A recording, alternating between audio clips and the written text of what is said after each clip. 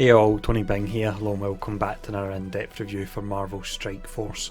Now today we will be having a look at War Machine, and in this video we'll let you know if he's a character that's worth investing in. Now in order to do this we have various different sections, so we'll start off with a general overview that includes his tags and how you unlock them. We'll then have a look at his stats. Next up it's the abilities. During that section I'll let you know how high you want to take them. We'll then have a look at the synergies, which is the characters you want to avoid and the characters you can work well against. And then finally we'll see where he places in the tier list. So we're starting off anyway with the general overview.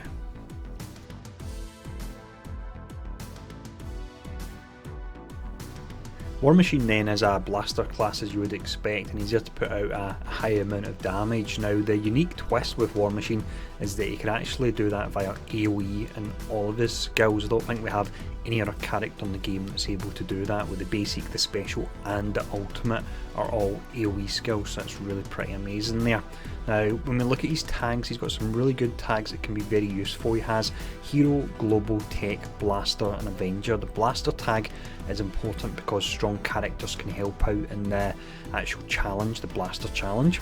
You then have the Tech tag, which is a great tag. You pair him up with the likes of Vision and you get defense up, or you've got synergies through Iron Man and Rocket Raccoon as well, and that's something we'll touch on a lot more later on in the video. And then finally you've got the Avenger tag. The Avengers are a group that have fell behind a little bit with all the character releases that have come out since they were originally released way back at launch. War Machine is someone who can make them pretty potent again. They may not be meta, but you can certainly make them quite strong again. Now when we look at how you unlock them, we had the War Machine Legendary event, which is just finished. You had the orbs that had different characters in them, so it was a bit of a slow unlock.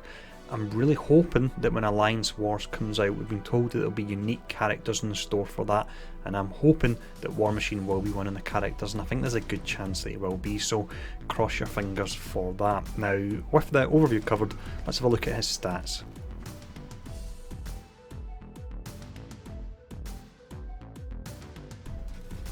So War Machine then is a character, when I've seen a lot of initial talk about him when he first came out, many people have been disappointed. They've looked at his base stats and they've not really dug any further than that, and then they've made their conclusion on him. Now if we do look at his base stats on their own, they do look underwhelming, I will admit that.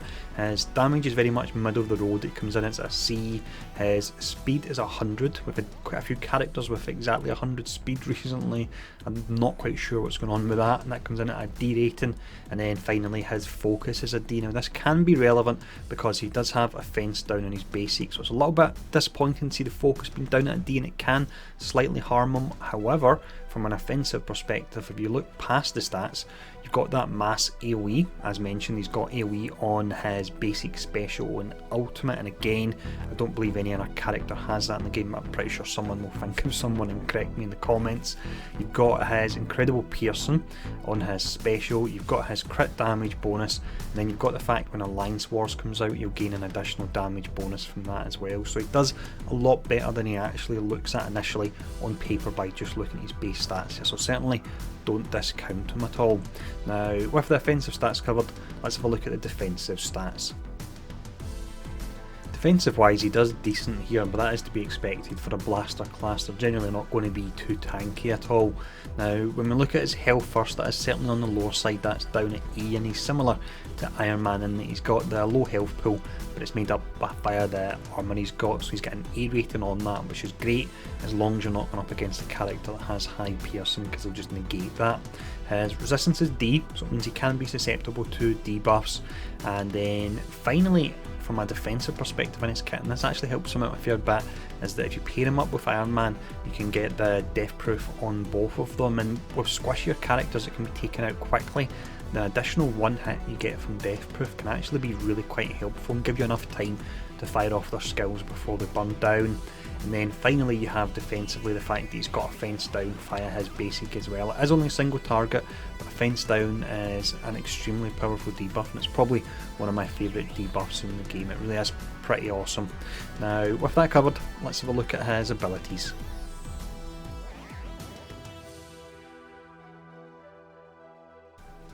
With this abilities section here, then I'll show off the tooltip of the ability maxed out, talk you through it, and then I'll let you know how high you want to take it. If there's a rotation in play as well, I'll also talk about that. Now, the first one we look at is a passive. This is really a bit of a mixed bag. This is called Integrated Targeting. So with this you gain 10% damage, you gain 5% piercing. When an enemy drops below 50% health, they gain taunt. If Iron Man is an ally, you gain 30% crit damage. You gain death proof, you grant death proof to Iron Man, and then finally in Alliance War mode he gains 10% damage. Now if we look at the elements I do like in this, of course you've got the additional damage. The 5% piercing doesn't seem a lot, but when you look at his special which has multiple attacks, that 5% piercing actually adds up and can be really nice there. You have the additional crit damage, that works great because if you pair him up with Iron Man he gets additional crit chance, so more chance to crit, and when he does crit it'll be doing a higher amount of damage. We're then on to the taunt, so when the enemy drops below 50% health they gain taunt. Some occasions this can be great, and other occasions it can absolutely throw any kind of setup you're maybe trying to do, or you're trying to burn down a certain character and you're forced to target another one instead. So overall I'm really not sold on how they've implemented this, and I would like to see some changes made to it. Now the difference between level 4 and level 5 and the passive is 10% crit damage, which isn't a huge amount, but you do have the fact that when the enemy drops below 50% health it's a 50% chance rather than a 100% chance to taunt. Now because I'm not really sold on how the taunt works, I'd say probably just keep this one at level 4. The next skill we have here is the basic. This is called Railgun. It's got a pretty awesome animation. With this you attack the primary target and adjacent targets for 140% damage, which doesn't seem a high amount, but you have to take into account the fact that it is an AoE, and if you look at the AoEs on different characters the amounts are always a lot lower than single target skills, which makes sense.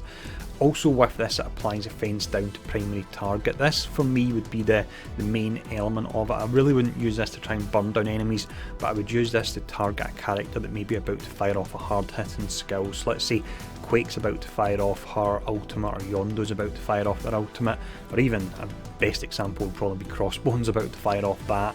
You then apply the offence down to them, and they're going to use the skill, meaning it's wasted to an extent because it will be doing much less damage there. Now in regards to how high you want to take it, the difference from level 6 to level 7, other than a ton of the tier 4 materials that are really hard to get, is only 20% damage. So for this one I would just keep it at level 6. When we look at the special, this is probably one of my favourite skills in the game. I really do love this, both the animation and what it does as well. Now it's called Missile System. It has a relatively low cooldown, especially if you pair him up the likes of Cap, and there's a chance that you could get energy on it. So it's only 4 turns and you can use it, and you will use it on the first turn. With this you attack the primary and adjacent targets 3 times for 90% piercing damage.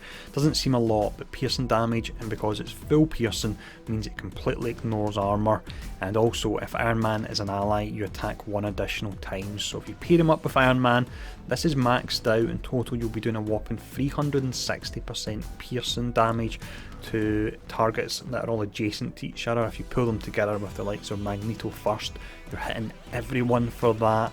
If you think back to the passive with the additional 5% piercing which you had as well, because you're attacking 4 times, that means you're actually getting in total 380% piercing damage. And then finally you've got the fact as well that if you pair him up with Iron Man, you have that additional higher chance to crit, and you've got the additional crit damage. Now because you're doing more attacks, it means you have the higher chance for one of them to actually crit. So don't overlook this skill at all. Don't look at the 90% piercing and compare it to other skills that have just flat damage that doesn't negate armour at all. This is an awesome skill, and for that reason it's one I would say you definitely want to max out on him. When we look at the ultimate here, we have another really nice skill. This is called Cluster Bombs. Now when it's maxed out, it takes 6 turns to charge. You can use it on the second turn, and you will be wanting to do that. Also with this you attack all enemies for 340% damage, and damage is increased by 30% per hero ally. So with a standard team of 5 characters in total, that means you can be doing 460% damage with this. Now if you actually look at Crossbones, he does 480% damage on his pretty amazing ultimate, and he has slightly lower base damage than War Machine, so it means in theory when War Machine's maxed out he can do more damage than Crossbone's ultimate. The one downside is that if he's blinded it will actually miss, so that's something you have to be very careful of.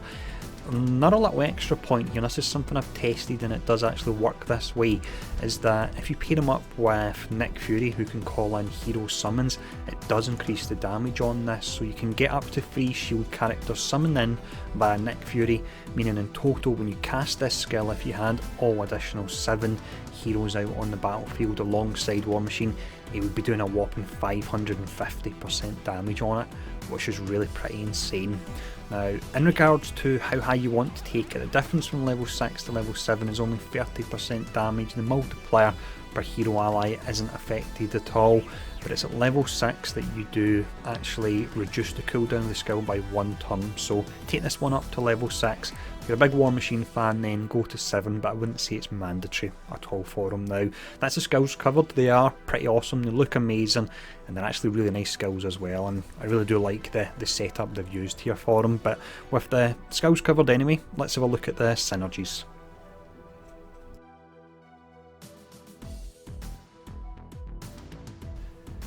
When we look at characters that War Machine can work well with, he's very similar to Mantis, who I covered recently, in that he's a character who is a perfect example of synergies done right, and they can work with a wide variety of teams, but they do benefit specific teams. Now, the first character we have here, the most obvious one, is Iron Man. You get the additional crit chance that works really nice with additional crit damage that War Machine has. You have the extra attack on the really nice special, and then you've got the death proof that's offered to both of them. Next up you have Vision. He provides the defense up for 2 turns to tech allies.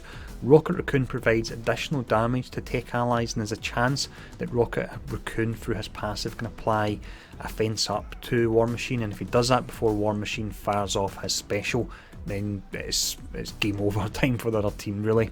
Next character we've got an Avenger one because he works awesome in an Avengers team. You have Captain America, who can provide them with energy.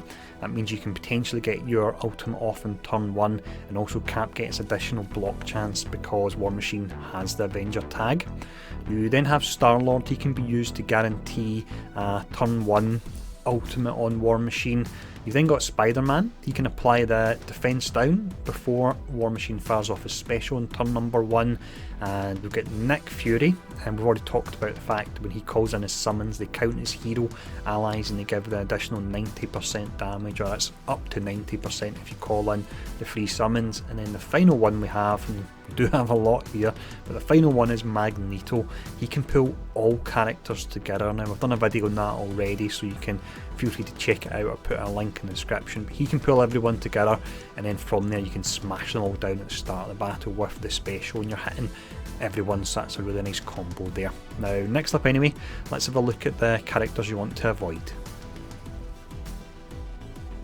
When we look at characters that can give War Machine a bit of trouble, we've got a few here for different reasons. Now, the first category is characters that can blind him, because as already mentioned on his awesome ultimate, if he's blinded it will still miss, and that applies to his special and his basic as well. So characters that fall into that category would include Magneto, Mordo, and also Star-Lord as well.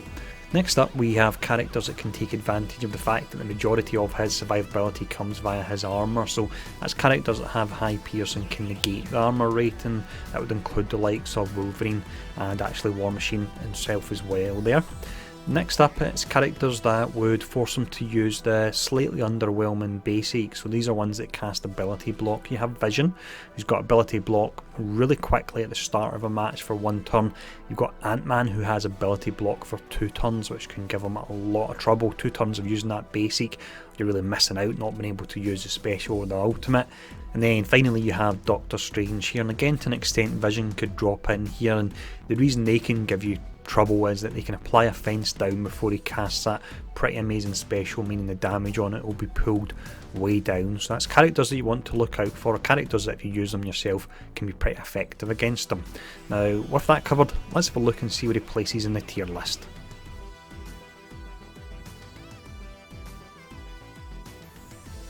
When it comes to the tier placement for War Machine, then I'll run over the pros and cons cons before we actually place him. Now, when we look at his pros, you've got the fact that he has full AoE over all his skills, which is really pretty amazing. You've got that incredible amount of piercing he does on the special. You've also got the high crit damage that he does, and you pair that together with Fireman and the higher crit chance and the multiple attacks and the special, and oh boy, can you do a ton of damage with that if you do get some lucky crits. His tags are really nice as well, with the blaster tag, the tech tag and the Avengers tag. We have the fact that he fits into so many different teams. He's not a character that has to be shoehorned into one specific team and that's it. He can offer a whole lot of use to many different characters in the game. We have the additional Alliance War damage that we're doing for the upcoming mode, and then we've got decent survivability on him with his high armour and also that death proof. And then finally, just to sum up for War Machine, I would say it has to be his incredible animations. It doesn't affect the gameplay at all, but his explosions look absolutely amazing, and Foxnex really need to go back now, and any character that has an explosion in their kit, they have to redo the visuals on it because they really look pretty rubbish now compared to the animations on him. He really does look that good. Now, when it comes to the cons, you've got the fact that it can be relatively easy to shut him down with faster characters that have blind in their kit. We already mentioned the likes of Magneto and Star-Lord. They can make him completely waste his ultimate and his special because they are unavoidable in any way. He's also susceptible to characters that have high piercing in their kit because his survivability really comes from the armour and his low health pool. And then you've got that low focus which he has, which can affect him applying offence down on his basic. It's not a major problem because it is only single target and affecting one character, but that is one of the downsides. The biggest downside, and this is the one that's affected his rating the most, and he would probably be, I would say, 2 slots higher if it wasn't for this, it's the taunt on the passive. Now, when I initially reviewed Mordo back quite some time ago, I initially placed him as an Omega tier character, and that was wrong and I changed him. Now, the reason for that is he has a ton of RNG in his kit, and I've learned in time that in a game like this you want to reduce the RNG as much as you can and try and have defined definite outcomes when you go into a match. You know what skills you can fire off and the order you can fire them off in. War Machine and his taunt completely messes up with that. He might have you attacking a character with a hard hitting skill that's got a tiny amount of health. He might have you calling in the second wave in a fight once you defeat a particular character. He could even have you stuck on a tank that's got a huge health pool in comparison to other characters because they're the first to drop down below that 50%. So I really hope this gets reworked. As it stands with the taunt, I would place him as a low level alpha character, which still means he's very good, and also through synergies he would move up 1 slot here, so he'd move up to a mid alpha if you pair him up with the likes of, let's see, Iron Man, Vision, or even an Avengers team. He can work really well on that team. So overall, he's an exceptionally good character. He's a similar rating to Mantis into he's a character that's not overpowered and he's not too weak. He just seems about in the right spot for me, and again, his animations do look absolutely amazing, so hats off to Foxnex and their art team for the work they've done on him. So overall, really good character, really impressed with him, but would still like to see a few little changes here and there. So as always, let me know in the comments below if you've unlocked War Machine, how you're getting on with him. Let me know what you think of the rating and the review overall, and as always, thanks for tuning in, and I'll see you all again soon.